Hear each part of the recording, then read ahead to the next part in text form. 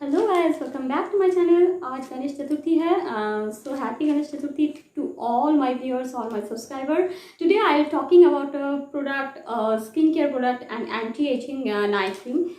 I was just going through YouTube there, everybody talking about this brand called Wow.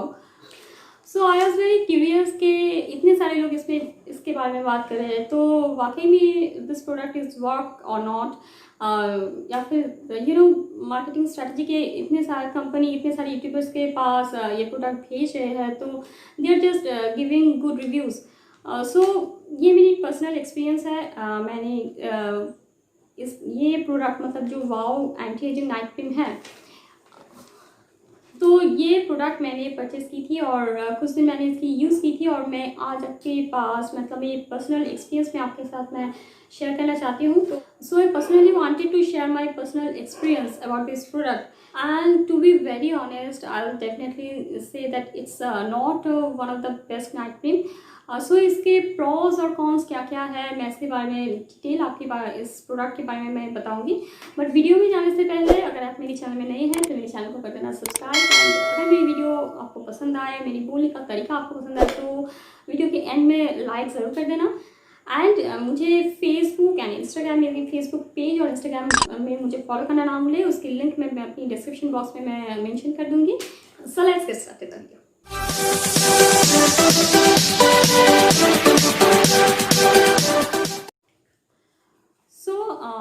ये है wow की anti aging night cream, wow skin science anti aging night cream. तो ये मैंने Amazon से purchase की थी। पहले मैं ये आपको थोड़ा दिखा दूँ। सो ये है wow skin science anti aging night cream. इसकी प्रोडक्ट क्वांटिटी है 50 ml और इसकी प्राइस रुपीज़ है 699 रुपीज़, जो कि 700 की करीब है।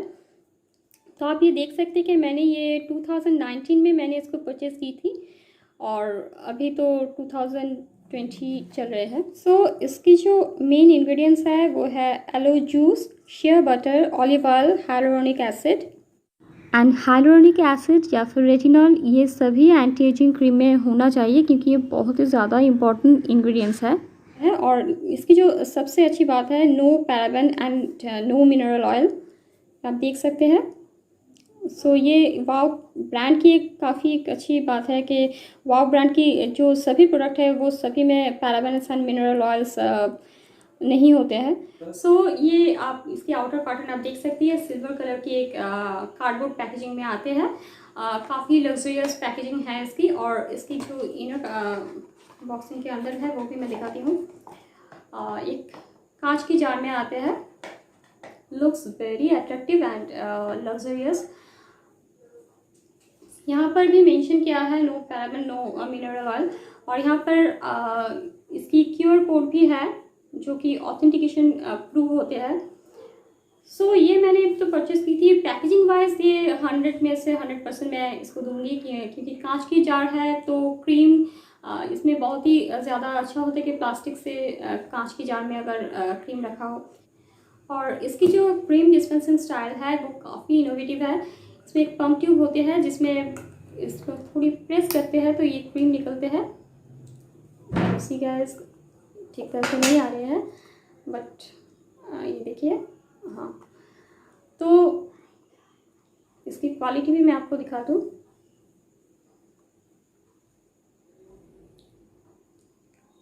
ठीक क्वालिटी है और बहुत ही ज़्यादा जल्दी ये एब्जॉर्ब हो जाती है। लाइट वेट है, नो चिपचिपाहट, और कोई इसमें चिपचिपाहट नहीं होता है। इसकी जो पैकेजिंग है ये बहुत ही हाइजीनिक है, क्योंकि बार बार इसमें फिंगर डिप करना नहीं होता है, मतलब बार बार इसमें फिंगर डिप करने की ज़रूरत नहीं होती है। तो ये एक हाइजीनिक प्रोसेस है। जो पैकेजिंग वाइज ये बिल्कुल 100 में से 100% मैं इसको दूंगी। और इसकी फ्रेगरेंस भी इसकी काफ़ी खूबसूरत है, एकदम परफ्यूम जैसे फ्रेगरेंस इसमें आते हैं।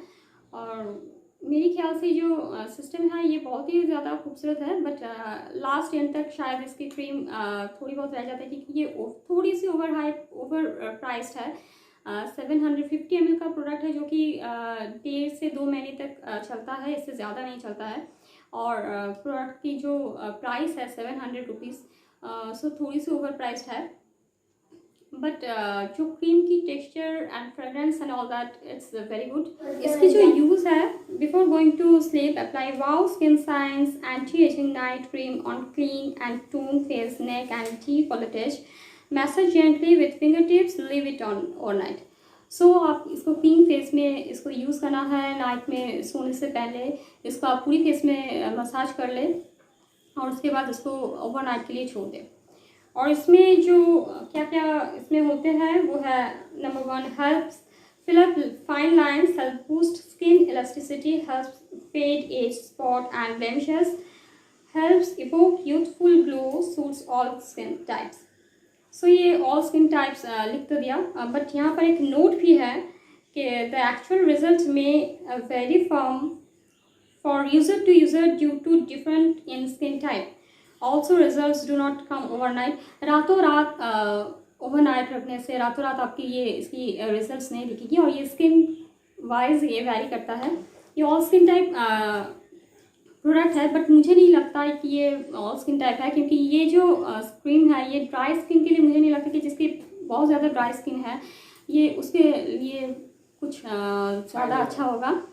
ये ऑयली स्किन वालों के लिए ज़्यादा अच्छा रहेगा, क्योंकि मैंने इसको लगाने के बाद मुझे और भी थोड़ी हाइड्रेटिंग की ज़रूरत हो रही थी। मेरी स्किन नॉर्मल है, बट मैं जब इसको लगाया तो मुझे एक तो इसकी जो पॉइंट्स है कि ये बहुत ज़्यादा जल्दी इसमें ये एब्जॉर्ब हो जाती है, तो मसाज करने की वक्त ही नहीं मिलता। बहुत ज़्यादा लोग इसमें अच्छी क्वालिटी इसको मानते हैं कि बहुत ज़्यादा जल्दी जल्दी ये एब्जॉर्ब हो जाती है, बट मुझे ये लगता है कि बहुत जल्दी एब्जॉर्ब हो जाती है तो मसाज करने की टाइम ही नहीं मिलता है। मसाज करने से पहले मतलब स्किन को थोड़ी बहुत हाइड्रेट करने से पहले ये एब्जॉर्ब बहुत ज़्यादा जल्दी हो जाती है कि मेरी स्किन में कुछ रहेगा ही नहीं, तो मसाज कैसे करूँगी। अब देखते हैं इस क्रीम के साथ मेरी जो एक्सपीरियंस है वो कैसा है। मैंने इसको कुछ दिन मैंने यूज़ की थी, बट इसको जब मैंने लगाया तो उसके फ़ौरन बाद ही मेरी स्किन की टेक्सचर थोड़ी चेंज हो गई। मतलब मेरी तो नॉर्मल स्किन टाइप है, बट मेरी टाइप थोड़ी धीरे धीरे मेरी स्किन ड्राई होने लगी और बहुत ज़्यादा क्रीम मतलब लगाने की ज़रूरत पड़ गई। ऐसा हो रहा था कि स्किन से फिर नहीं हो रहा था, पिंपल्स भी निकलने लगे, और एक ऐसा हो गया कि कोई भी क्रीम सूट नहीं कर रहा था। मतलब बहुत ज़्यादा सेंसिटिव स्किन हो गया था यहाँ, क्योंकि ये दो साइड में बहुत ज़्यादा मतलब सूखने लगा। हर वक्त मुझे क्रीम की ज़रूरत हो रही थी, जो कि मेरी ये पहले थी ही नहीं, बट ये क्रीम लगाने के बाद अचानक से ये सब दिखने लगे। ये इससे पहले मैंने काफ़ी ज़्यादा ब्रांड मैंने ट्राई की, बट कभी मुझे इस तरह की नहीं हुई। मतलब जो भी क्रीम सूट नहीं करता है तो ज़्यादा से ज़्यादा ये होता है कि वहाँ पर फेस पे पिंपल्स आते हैं, बम्स आते हैं।